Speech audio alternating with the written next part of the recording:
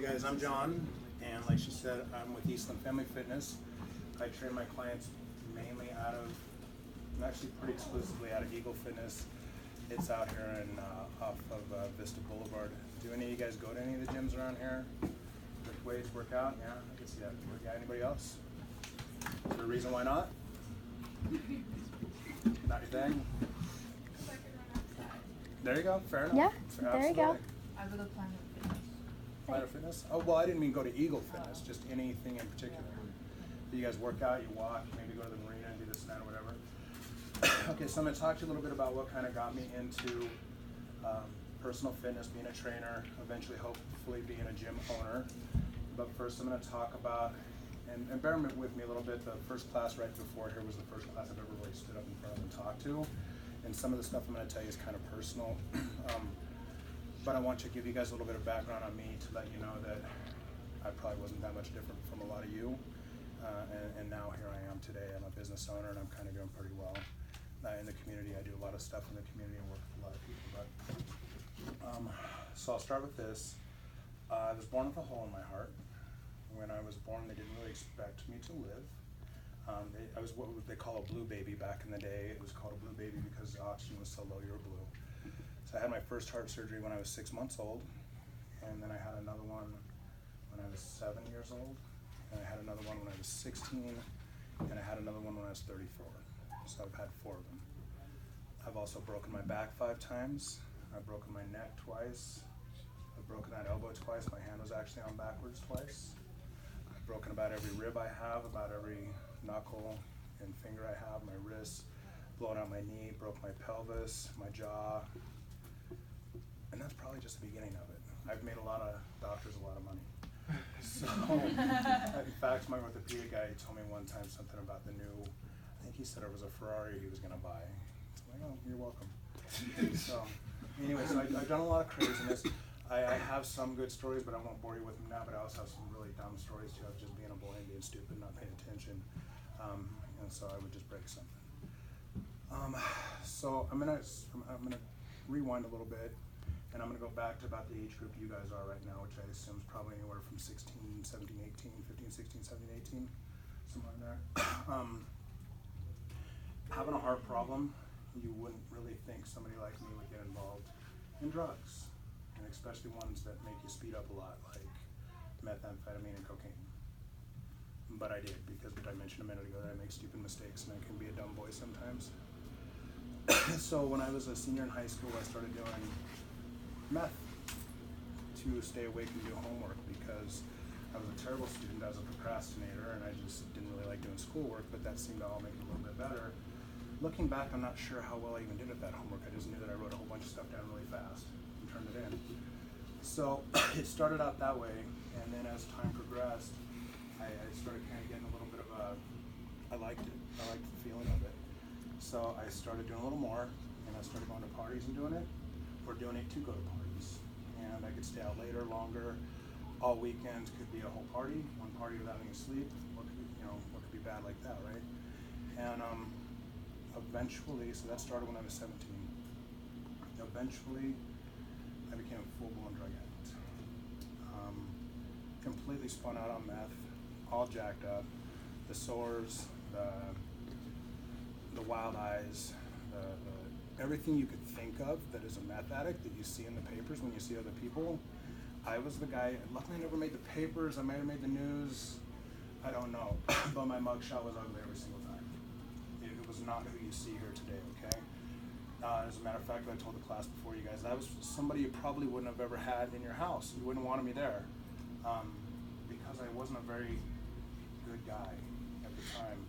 I like to think that I always have had a good heart, but I wasn't. Well, I had 4 heart surgeries, how good could my heart be? But I was always a good guy, but I made a lot of really bad decisions, and addiction really trashed me.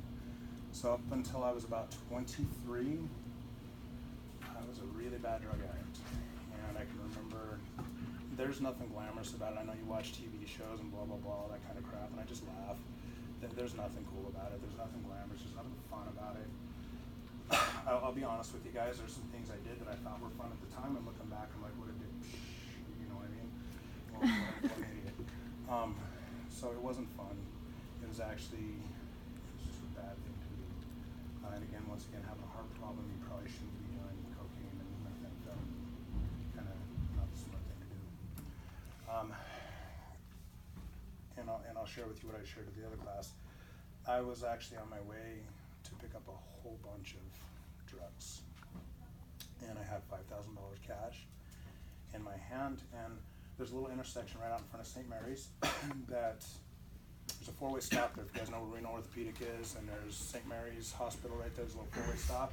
My buddy was driving, I was a passenger, and he stopped at the stoplight, and I opened up my door and I got out, and I threw $5,000 on the seat, and I went like this, and I turned around and I walked away from the car, and I never did drugs again.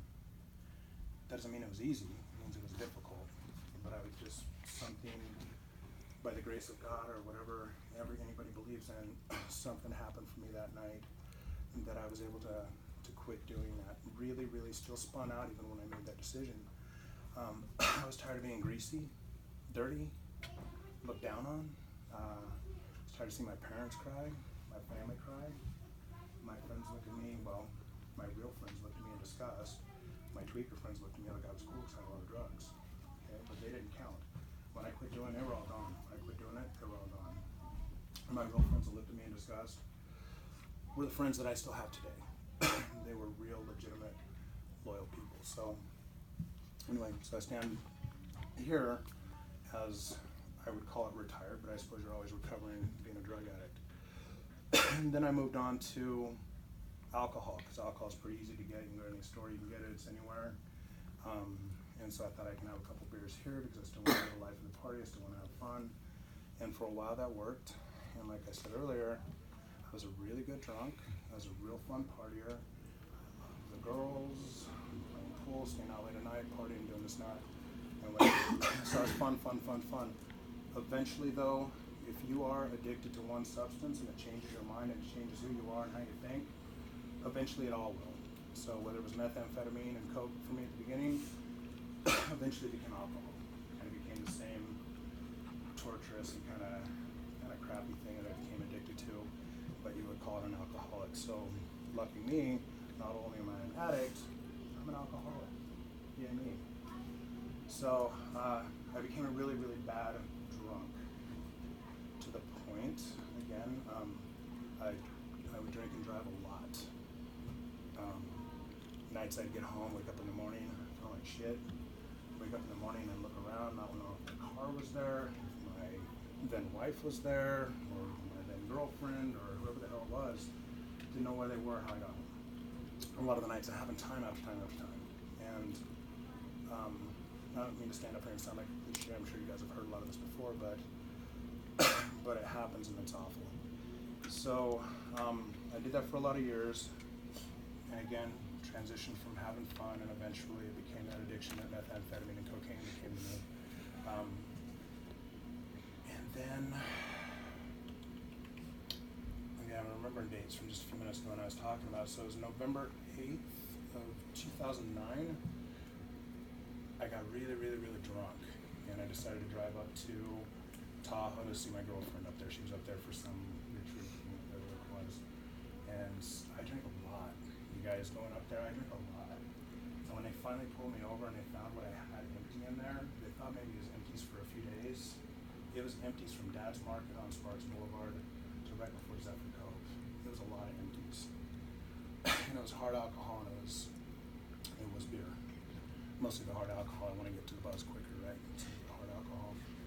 So it turns out, I didn't know at the time, and I still don't remember it, I hit a few cars in Carson City.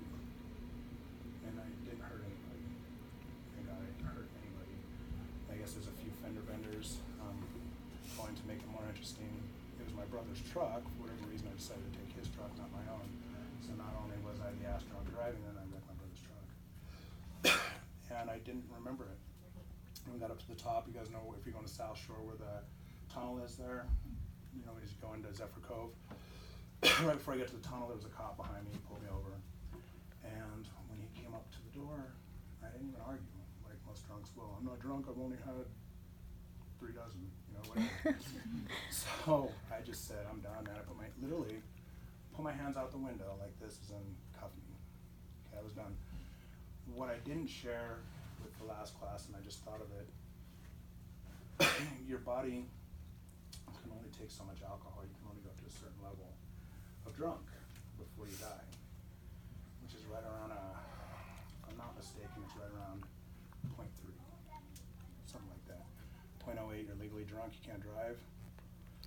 I got a record, 0.432.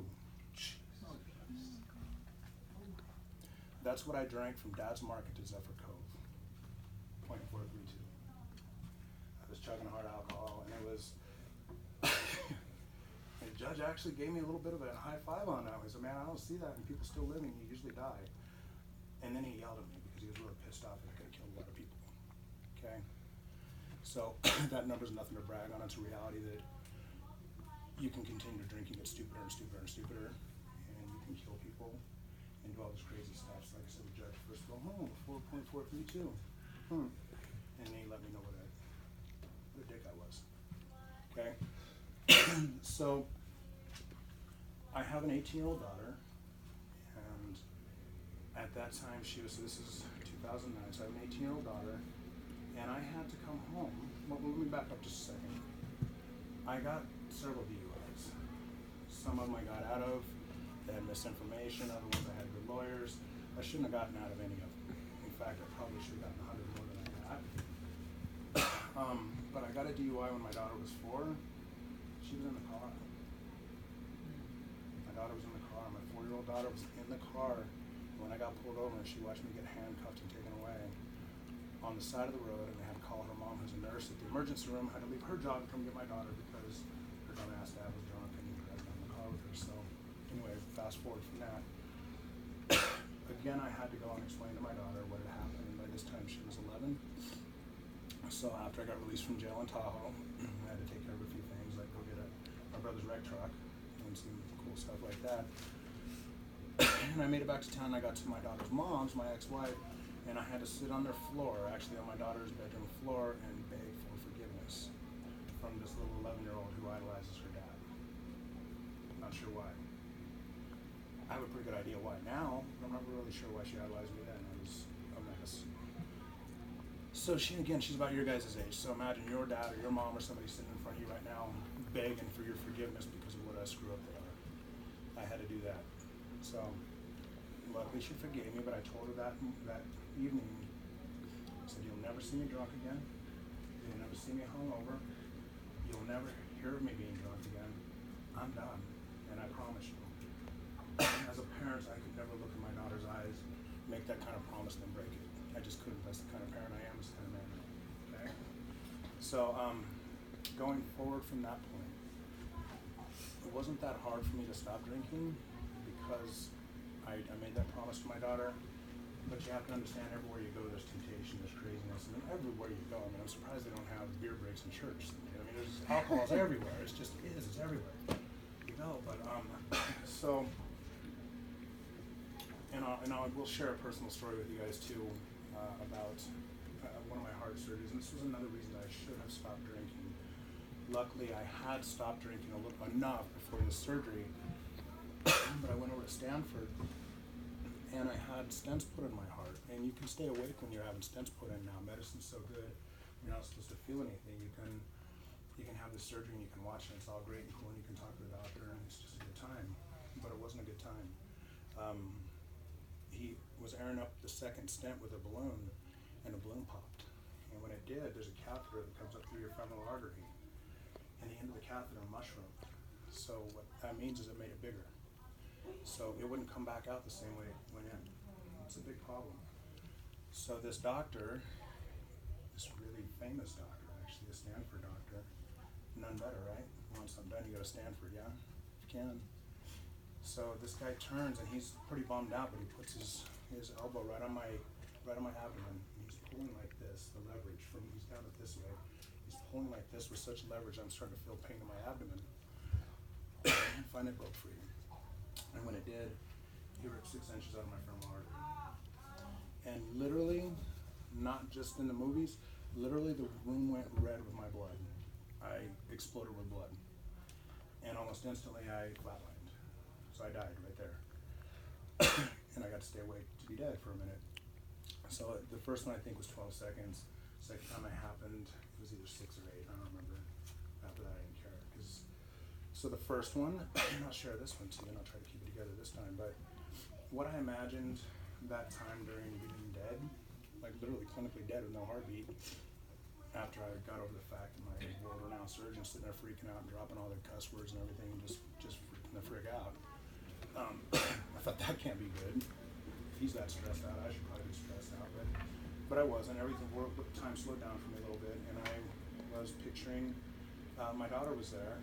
She was in a gift shop with my parents, and they heard the code at the cath lab. I was the only one in there, so they know that the code was for me. It was bad, it was for me. My daughter didn't know what it meant at the time.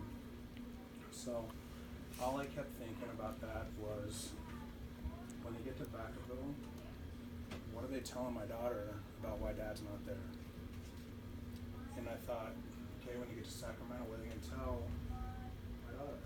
And then Truckee, what are they going to tell my daughter? Because for me, I was dead. For all intents and purposes, I was dead. And then you hear that glorious sound of the heartbeat monitor go again, and everything's good, and you're stoked again. You're like, I'm going to live, woohoo, and then it goes down again. You're like, shit, this is it.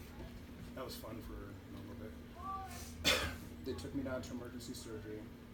The anesthesiologist looked at me and he said, you could have this done 999 more times and that wouldn't happen. Lucky me, right? One in 1,000.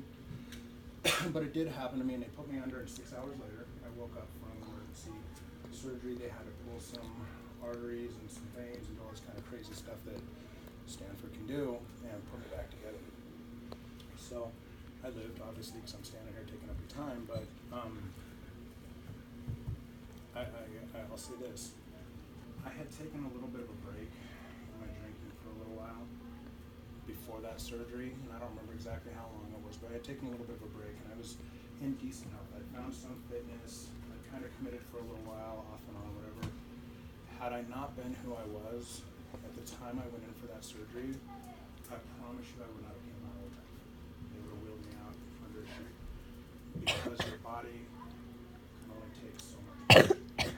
It can only take so much. And so if you take a kid that's had 4 heart surgeries, broke every bone in his body for the most part, and then was an addict, there's a lot of all this crazy drugs, and an alcoholic with hard alcohol and all the beer you can drink, that's not a good recipe for surviving something like that. But luckily, like I said, I took a bit of a time there. So fast forward a little bit.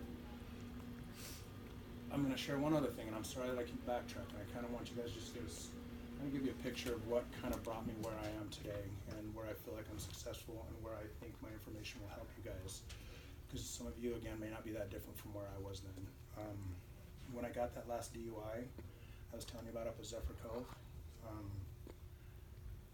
A month and a half later, down in San Diego, my cousin was 6 months pregnant, and she was in bed doing what she was supposed to be doing on New Year's Eve, sleeping. She thought to have a kid. And she had just sold a car, it was either the day before or 2 days before, and she had AAA on it. So in order for AAA to help the car, the person who owns the AAA account has to be there, right? They've got to show your ID. So she got out of bed, because that's the kind of person she was, and she drove down to where they were, and they're sitting waiting on the side of the road for the tow truck to get there. And guess what happened? Some asshole like me ran right into her and killed her and the baby. A month and a half after I got my last DUI. So if you don't think that can happen, you're wrong. Okay? There were 2 other people in the car. They didn't die, but they're in wheelchairs forever and ever, and they got to help people. People need to help them go everywhere they want to go, get in and out of their chairs and do whatever. So I add that piece, not to make it sad. It's actually was kind of a new beginning, and a lot of people learned a lot of stuff from it. But if you think that some of the things you're doing and the choices you're making can't impact other people, I promise you it can. Okay? So let's get to the funner stuff. So I worked in healthcare for a long time. I used to work with older people with oxygen, medical equipment, and stuff like that. And then I decided to get into sleep medicine, which work with people's sleep disorders, sleep apnea, night terrors, all the way from young people all the way on up to 105-year-olds. So I did about 3,500 studies on people, love the medical field. I love working with the patients, but I needed something a little more, I don't know if uplifting is the right word, 'cause I like working with all these people, just something a little more energetic, something a little more my speed and my personality.